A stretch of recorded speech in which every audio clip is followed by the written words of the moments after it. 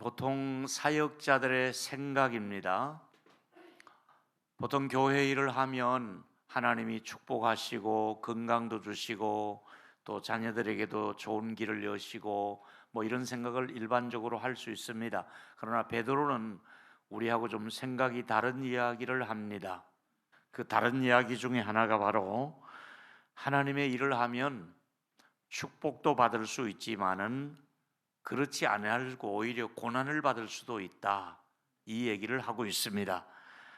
오늘 사역자인 저와 여러분과 또 주의 일을 해야 되는 저와 여러분에게 주시는 메시지가 두 가지 더 있습니다. 첫 번째는 사역자들은 고난을 통해서 성장한다는 이야기를 하고 있습니다. 여러분, 베드로전서 4장 12절과 13절에 성령의 감동을 받아 기록한 말씀이죠. 사랑하는 자들아, 너희를 연단하려고 오는 불시험을 이상한 일 당하는 것 같이 이상히 여기지 말고. 우리가 주의 일을 하면은 하나님은 우리를 연단하시려고 불 속에 들어가는 듯한 그런 정말 뜨거운 힘든 그런 시기를 지나가게 할 수가 있습니다. 그런데 그럴 때마다 왜 내가 이런 일을 겪어야 하는가, 이상한 일 당하는 것처럼 생각하지 말고 13절에 오히려 너희가 그리스도의 고난에 참여하는 것으로 즐거워하라. 그의 영광이 나타나실 때 즐거워하고 기뻐하게 하려 함이라. 여러분, 베드로가 우리하고 생각이 다른 것 중에 하나가 고난이 오면 즐거워하라고 말씀하는데, 생각해보면 고난을 즐거워할 사람이 누가 있습니까? 저부터라도 다시 네가 고난 받을래 얘기하면 나 이제는 고난 받는 거 싫어요.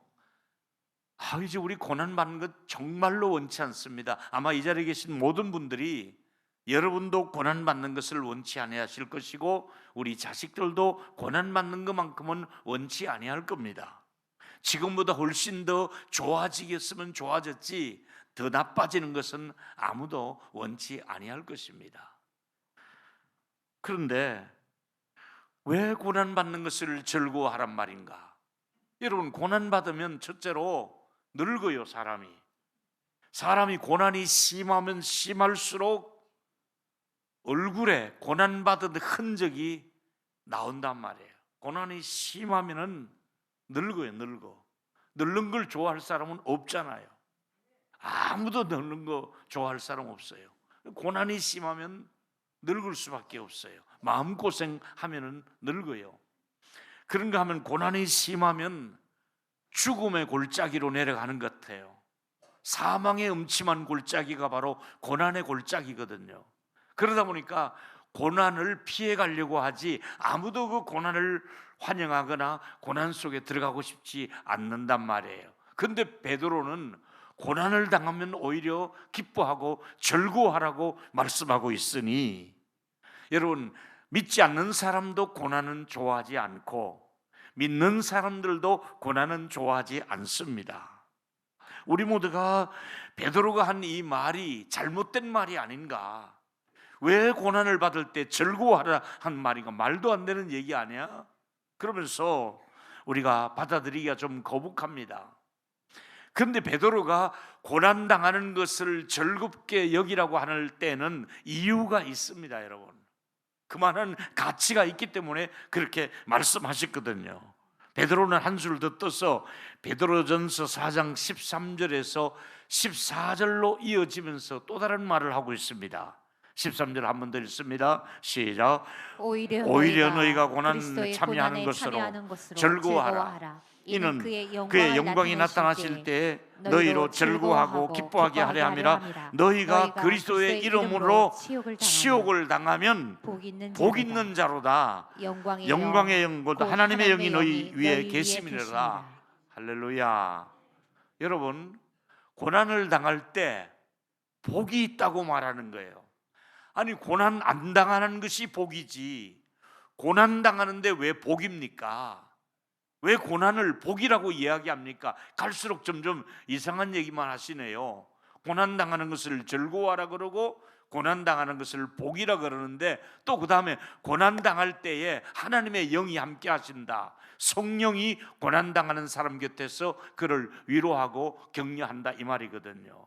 그렇다면 여러분, 베드로는 이 말을 위선적으로 한 이야기가 아니라 실제로 베드로는 고난을 많이 겪었습니다.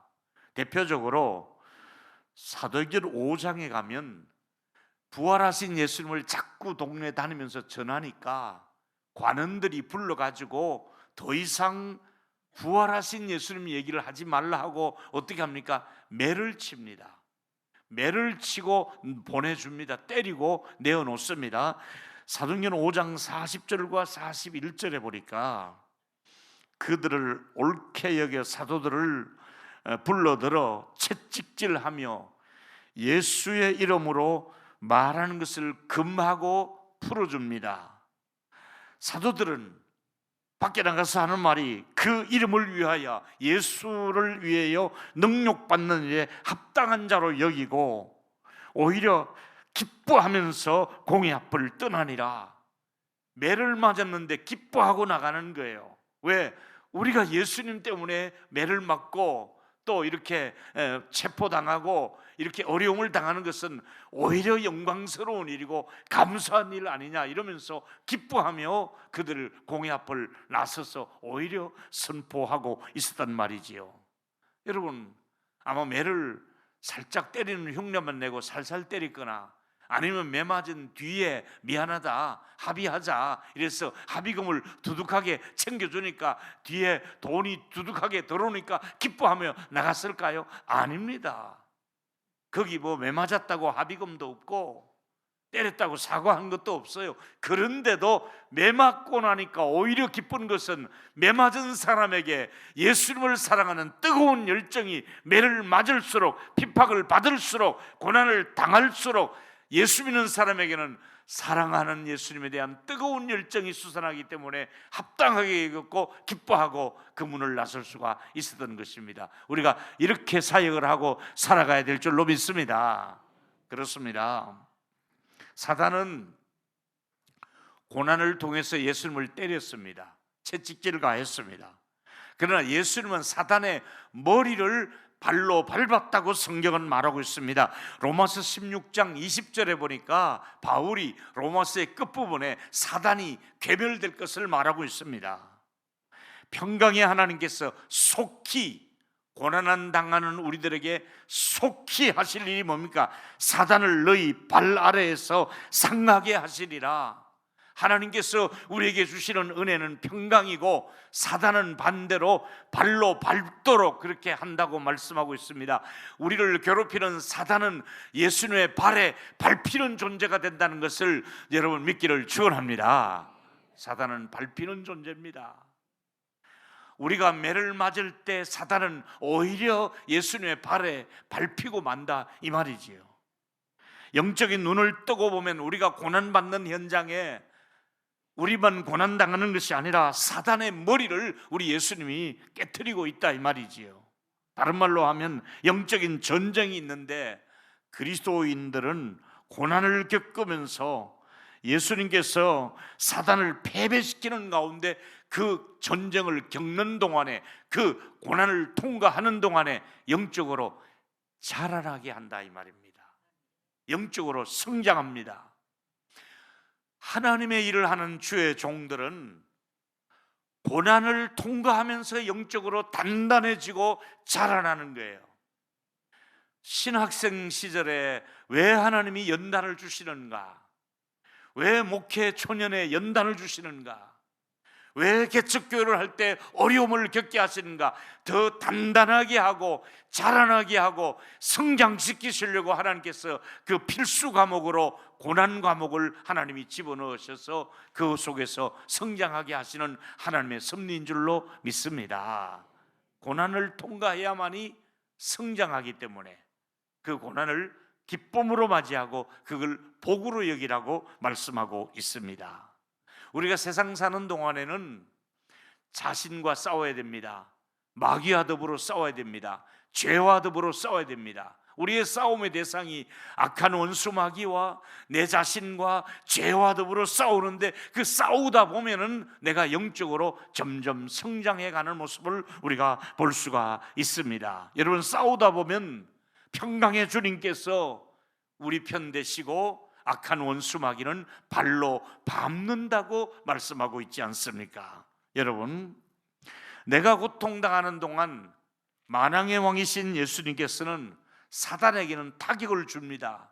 나만 고통당하는 것이 아니라 사단은 더 큰 타격을 입게 될 것이고 오히려 발로 밟는다고 말씀하고 있고, 우리에게는 하나님이 평강을 주신다고 말씀하고 있습니다. 승리를 이끌어 주시고, 그래서 우리는 즐거워할 수 있도록 은혜를 주신다는 것입니다. 근데 여러분, 반대로 이렇게 살면서 고난 받아서는 안 된다, 고난은 받되 이러이러한 케이스로 고난받는 것은 안 된다 하고 경고 준 것이 있습니다. 베드로전서 4장 15절과 16절에 보니까 너희 중에 누구든지 살인하면은 교도소로 잡혀갑니다. 요즘 묻지마 살인이 여기저기서 일어나는데 반드시 그 사람은 체포해서 교도소에서 오랫동안 감옥에 가두어 두어야 됩니다. 도적질해도 마찬가지입니다. 악행한 일을, 남의 일을 간섭하는 자로 고난을 받으려니와, 이런 고난은 받으면 안 되는 고난입니다. 만일 그리스도인으로서 고난을 받으면 부끄러워하지 말고 도리어 그 이름으로 하나님께 영광을 돌리라.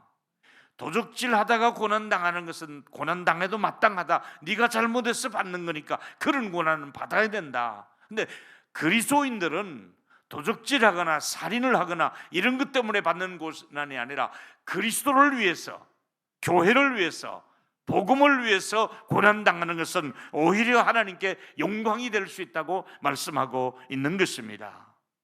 고난은 축복의 통로입니다. 고난은 또 장차 나타날 영광하고 비교할 수 없다고 로마서 8장 18절에 기록했습니다. 생각한데 현재의 고난은 장차 우리에게 나타날 영광과 좋게 비교할 수 없도다. 지금 고난을 당하시는 분 계십니까? 이 고난을 바꾸어서 장차 영광으로 바꾸어 주시는, 상급으로 바꾸어 주시는 그런 날이 올 줄로 믿습니다. 그래서 고난을 즐거워하라고 말씀하고 있습니다.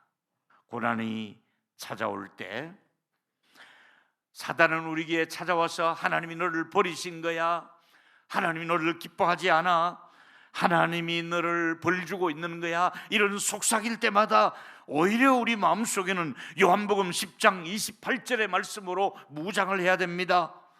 영생을 주노니 나는 영원히 멸망하지 아니하고 그들을 내 손에서 빼앗을 자가 없느니라. 나는 하나님의 손에 있는 사람이다. 내가 아무리 고난을 당한다 할지라도 나는 하나님의 자녀요 영생을 빼앗기지 않는다. 하나님의 백성으로서 하나님이 우리를 보호하고 있다는 것을 믿기를 바랍니다. 오늘 고난의 현장에 있는 분, 또 고난이 길다 보면 낙심합니다. 고난이 짧으면 괜찮은데 장기간의 고난이 있을 때는 낙심합니다. 그럴 때 성경은 뭐라고 말합니까? 고린도후서 4장 16절에 그러므로 우리가 낙심하지 아니하노니 우리 겉사람은 낡아지나 속사람은 날로 새롭도다. 여러분, 겉은 늙어지고 또 외모가 볼모양 없어지고 또 우리가 초라해 보일다 할지라도 우리의 속사람은 고난을 통과함으로 날마다 새로워지고 영광스럽게 되고 오히려 상급을 받을 수 있는 자리로 우리가 성장하고 있다는 것을 믿으시며, 고난 중에 계신 여러분, 그 고난 중에 성장하시고 영광스러운 상급으로 연결되기를 축복합니다. 이제 하나 더 말씀드리고 싶은 것은 사역자들은 언제나 교회를 사랑해야 된다. 이것이 사역자의 기본적인 자세입니다. 다시 말씀드립니다. 제가 교회를 사랑하고 교회는 또 교인들은 우리 목회자를 사랑하고, 특별히 제가 존재하는 이유는 교회를 위해서 지금까지 존재해 왔고 앞으로 일하는 모든 사역자들은 교회를 위해서 존재하는 것입니다. 교회가 우리를 위해서 있는 것이 아니라 내가 교회를 위해서, 여러분이 직분을 받은 것은 직분자에게 교회가 뭘 해주기를 기다리지 말고 내가 교회를 위해서 무엇을 할 것인가, 언제나 그 생각을 놓쳐서는 안 됩니다. 여러분, 우리 모두는 그리스도의 신부라고 이야기합니다. 자, 계시록 19장 7절에 보니까 우리가 즐거워하고 크게 기뻐하며 그에게 영광을 돌릴세. 왜 기뻐하고 영광을 돌립니까? 어린 양의 혼인잔치의 기약, 잔치날이 다가온다 이 말입니다. 신랑이 오는 혼인잔치의 시간이 다가오는데 그의 아내가 자신을 준비한 것 같다. 신랑이 오는 날에 신부가 준비한 것, 이 모습이 바로 교회의 모습이요 우리들의 모습이다 이 말입니다. 우리는 어떤 모습으로 주님 오실 날을 기다리는 신부의 모습으로 우리를 가꾸어야 되는 것이 교회가 해야 될 일이지요. 조금 더 나가서 이 땅에 이제 예수님이 피 흘려 사시고 우리를 구속하셨는데 마지막 우리는 최후 어떻게 됩니까? 계시록 21장 2절에 보니까 또 내가 보매 거룩한 성 새 예루살렘이 하나님께로부터 내려오는데 그 준비한 것이 신부가 남편을 위하여 단장한 것 같더라. 교회는 어떤 곳입니까? 준비하는 곳입니다. 뭘 준비합니까? 신랑이신 예수님이 오시는데 신부로서 우리가 준비를 해야 된다 이 말입니다. 교회는 어떤 곳입니까? 다시 말씀드립니다. 신랑이신 예수님이 이 땅에 오실 때 신부된 저희들이 잘 단장하고 준비했다가 신랑을 맞이할 수 있는 이 거룩한 영광스러운 교회의 본질을 회복하시는 저와 여러분이 되기를 바랍니다. 여러분, 아름다운 신부로 준비하고 단장하라 이 말이지요. 이사야 선지자는 그래서 이사야 61장 1절에 이렇게 말씀했습니다. 주 여호와의 영이 내게 내리셨으니, 성령이 내게 임함으로 여호와께서 내게 기름을 부으사 가난한 자들에게 아름다운 소식을 전파하게 했습니다. 교회를 통해서 성령을 보내주시고 복음을 전해주셨습니다. 이제 그 다음에 뭘 했습니까? 나를 보내사. 저 여러분 이제 보냄을 받은 사람들입니다. 부름을 받은 사람은 보내심을 받은 사람입니다. 교회는 부름을 받은 사람들이 세상을 향하여 보내심을 받은 사람입니다. 여러분은 부르심을 받았고 보내심을 받은 사역자들입니다. 뭘 해야 됩니까? 마음이 상한 자를 고치며 죄에 포로된 자에게 자유를, 그리고 눌린 자들에게 노임을 선포한다. 교회 사역자들이 하는 일이 무엇입니까? 마음이 상한 자를 성령을 의지해서 고쳐주시는 일을 하시고, 우리 교회가 하는 일이 어떤 일입니까? 마음이 상한 자를 고쳐주시고, 또 뿐만 아니라 하나님께서 포로로 사로잡힌 자들을 놓아주시고, 눌려 사는 사람을 놓아주는, 자유를 주는 이 놀라운 은혜를 주셨으니까 우리 교회에 오셔서 등록하시는 모든 분들은 하나님이 상한 마음을 고쳐주시고 우리 모두를 위로해 주시고 뿐만 아니라 죄의 짐을 풀어주시고 우리에게 자유를 주시며 무거운 모든 짐을 가볍게 해주는 것이 바로 교회를 통해서 이 일이 가능하기 때문에 저와 여러분, 교회는 이 소중한 일을 감당하는 공동체입니다. 그래서 이사야 62장 5절에 보니까 마치 청결이 처녀와 결혼함같이 가장 아름다운 모습이 청년을 만나 처녀가 결혼하려고 웨딩 준비하고 나오는 그 결혼식장의 모습 아니겠습니까? 내 아들들아, 너를 취하겠고 신랑이 신부를 기뻐함같이 내 하나님이 너를 기뻐한다. 하나님이 기뻐하는 누구입니까? 신부들입니다. 교회들입니다. 하나님의 교회를 출입하는 여러분, 아름다운 신부로 단장을 했다가 신랑 되시는 예수를 맞이할 수 있는 우리 교회가 되는 줄로 믿기를 바랍니다. 우리 교회는 신부 수업 받는 곳입니다. 여러분들은 아름다운 신부로 지금 하나님이 단장을 하고 있고 교회를 섬기도록, 그리고 우리의 모습을 하나님이 가꾸고 계시는 것입니다. 이제 이사야 선지자의 메시지를 종합하면 이런 얘기입니다. 우리 모두는 신부를 우리가 신부로서 수업을 받으며 신랑 맞을 준비를 하는 곳이 바로 교회다 이 말입니다. 우리 동일로교회가 예수님 오신 날 우리 교회에 속한 모든 분들이 아름답게 단장된 신부로서 준비했다가 신랑을 맞이할 수 있는 저와 여러분이 되기를 바랍니다. 이제 하나님께서 그의 교회 신부를 위해서 일하고 계신다. 너희들만 하는 것이 아니라 내가 교회를 위해서 일하고 있다. 이사야 61장 1절에 보니까 62장 1절, 하나님이 나는 시온의 의가 빛같이 예루살렘의 구원이 햇불같이 나타나도록 시온을 위하여 잠잠하지 아니하며 예루살렘을 위하여 쉬지 아니할 것인즉, 하나님은 교회를 얼마나 알뜰하게 살핀 줄 아십니까? 쉬지도 아니하시고 잠잠히 계시지 아니하시고 저와 여러분의 영적인 상태를 살피시고 아름다운 신부가 되도록 하시기 위해서 눈동자처럼 교회를 살피시고 여러분들을 아름다운 신부로 다듬어가고 있는 것입니다. 한번 따라해 주시면 좋겠습니다. 쉬지 아니하시고 잠잠하지 아니하시고 교회를 살피시는 하나님. 아멘이죠? 바로 사역자들은 하나님의 이 마음을 알아야 됩니다. 하나님이 우리 교회를 쉬지 않고 잠잠하지 않고 일하고 계시는데, 나는 쉬려고만 하고 있고 나는 잠잠히 있다면 그건 하나님 앞에 바른 일꾼의 자세가 아닙니다. 바울이 편지 중에 이런 얘기를 했습니다. 빌립보 4장 1절에 그러므로 나의 사랑하고 사모하는 형제들, 나의 기쁨이요 면류관인 사랑하는 자들아, 이와 같이 주 안에 서라. 주 안에 굳게 서 있는 여러분을 바라보면 바울의 눈에는 면류관으로 보이는 것입니다. 제가 이제 동일로 교회를 은퇴를 앞두고 여러분들을 바라보면 한 분 한 분이, 야, 저분들은 하나님의 상급이구나, 하나님의 면류관이구나, 바울의 심정을 이해하기 시작할 수가 있는 것입니다. 여러분, 하나님이 우리 교회에 은혜를 많이 주셔서 한 분 한 분에게 상 받을 수 있는 면류관을 머리에 쓸 수 있는, 보석을 담을 수 있는 그런 신부들로 단장을 하시는 우리 교회가 되기를 축원합니다.